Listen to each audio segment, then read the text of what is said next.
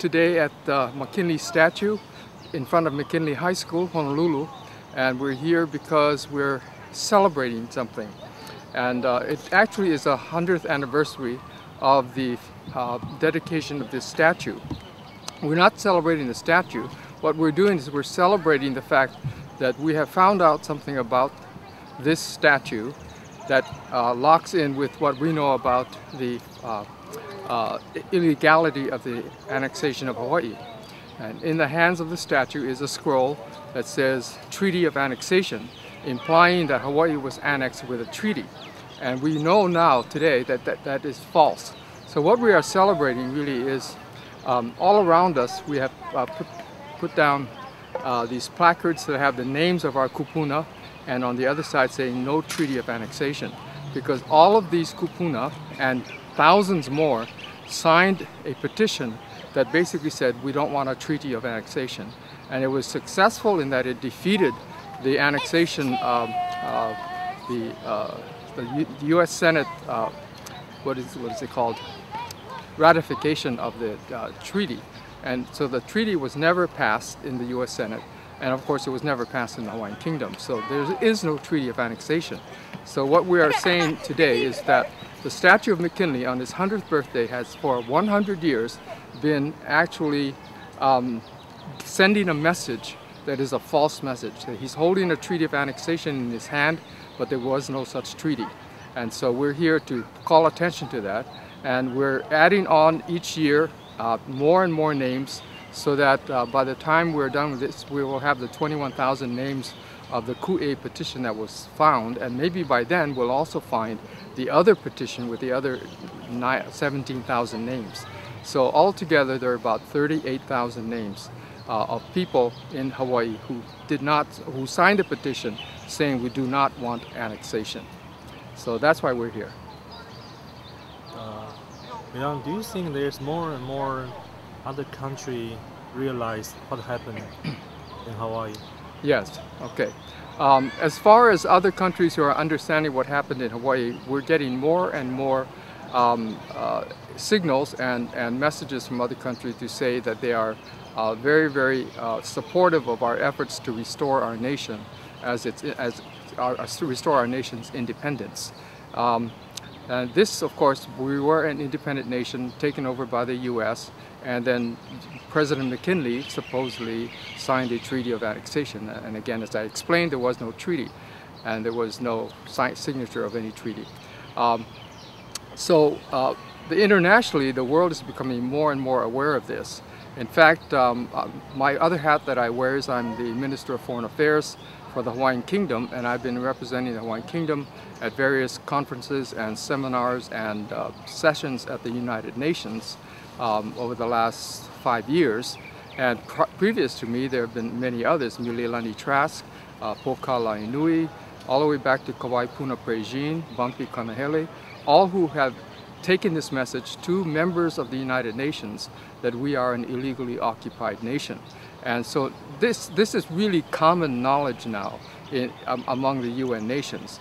What we are trying to do is to trigger action on their part, the United Nations and the individual nations' part, to support or to recognize or to somehow confirm that Hawaii is still an independent nation. And we are getting very close, and I'm saying within several months from this date, we look like we will have affirmation from various nations that they recognize that Hawaii is still an independent nation. From there, then we can snowball this into some real discussions with the United States as to how they're going to withdraw. And what we're looking for ourselves is we're trying to give the United States a graceful way in which they can withdraw, as graceful as possible, because this is really an embarrassing situation for them to be preaching all over the world, sending their armies and their armed forces to enforce freedom and the right to freedom of many indigenous as well as other nations. And yet, right in their own backyard or in their back pocket is the Hawaiian Islands, which they have illegally occupied now for 118 years. So this is, we are getting a lot more international attention. We're beginning to gain traction in the fact that we're moving toward independence. People are beginning to recognize our efforts. And I believe very soon, within a matter of months, maybe within a year or so, there will be some pronounced development in which there will be an actual acknowledgement that the Hawaiian Kingdom still exists among foreign nations. And then it will be up to the United States to help to rectify the situation. Yeah. Do you consider what happened recently at the West Asia? People like the country like Egypt, like those countries, not the West Asia. I mean, North Africa. North Africa. Yeah, Middle East. Yeah. They will have any influence to the Hawaiian independence movement? I think there will be. Some of those nations that are now in turmoil, so to speak, actually are ones that have expressed a desire to discuss our situation. So right now they're in flux, but we can understand that.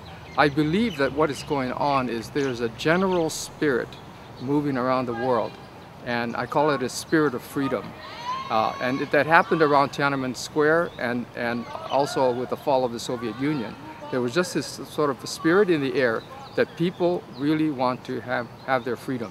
And so I believe that this is another wave of that spirit that's going on, and I believe that Hawaii will greatly benefit from it, particularly because the way that we are attempting to go about it is very peaceful, is very reasonable, and we are not trying to punish or destroy anybody. We simply want to restore our nation. And somebody's having a happy birthday. So, until now, what is the response of the United States? The United States right now, of course we understand that they are very worried about this situation. They have tried to ignore it all of this time. They still try to ignore it, but it's getting very hard for them to do so. Particularly when questions are being directed at them, at the United Nations by other countries at various sessions that they've had, being directed to the United States about the illegality of their occupation of Hawaii. So it's getting harder for them to ignore. However, on the local ground level, what they're trying to do is to sidestep the issue by substituting their CACA bill. Of course, that failed in Congress, but they are now trying to get a similar measure in place for the state of Hawaii. That is, they're planning to have the state of Hawaii declare that Native Hawaiians are an Indian tribe of the United States and therefore are due to be able to have self-determination. But their definition of self-determination is some kind of a tribal government within the state of Hawaii, similar to other tribes within the United States. So this is something we again are opposing and have been testifying against, mainly because it is an inadequate answer to the problem of the illegal occupation. Yeah, how long have you involved or fighting for the sovereignty movement? How long? Well, actually, at the beginning, I didn't know I was fighting for sovereignty movement, but 40 years now. And in fact, I think 1971 was the first year we actually, I'm part of a musical team, Leon and Malia, and we actually started recording in 1970 some songs of protest about what happened in Hawaii. We are also working today, or over the years, of course, I've been along with the movement as it developed. So it developed really from a native rights movement, land rights movement, and then has grown into the realization that actually we are living under an occupation. Yeah, have you ever experienced any kind of threat from the government or whatever?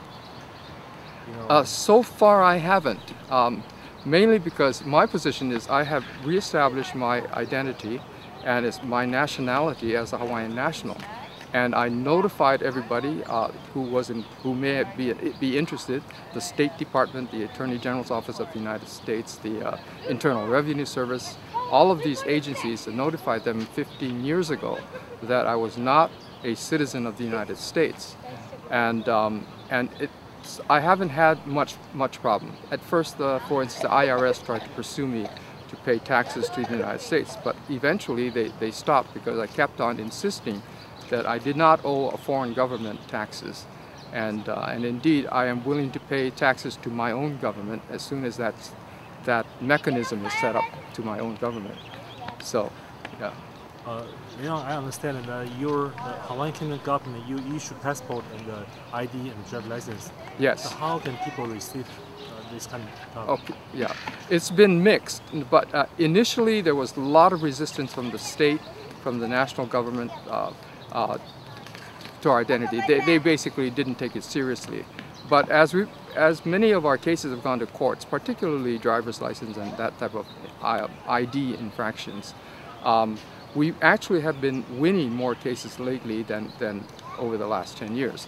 And so we see that the attitude of the state of Hawaii and the county governments that enforce the traffic laws, they're becoming very reluctant to pursue cases dealing with Hawaiian nationals, because they know that somewhere in there we're going to ask for the verification of their jurisdiction, and for them to show how the sequence of events happened, and they cannot show that their jurisdiction is lawful, and so rather than going there, they simply dismiss our cases. So we're having a victory, not positive from the standpoint where they say yes, you're a Hawaiian Kingdom. It's just that the type of victory we're having is that they don't want to bother us anymore. So we're getting fewer and fewer traffic tickets and things like that. So how can people apply for a driver license from the kingdom? Okay, let's see. I don't have the phone number on me right now, but you can look up Hawaiian Kingdom. I believe we're listed in the phone book. Hawaiian Kingdom Ministry, I think it's called. Website? Website hawaiiankingdom.net. And that is actually more of an informational thing, but there is some information as to how to get in touch with the Hawaiian Kingdom government to get your IDs and registration and things like that, and to simply register yourself as a Hawaiian Kingdom national. Okay. Okay. Okay. Thank you.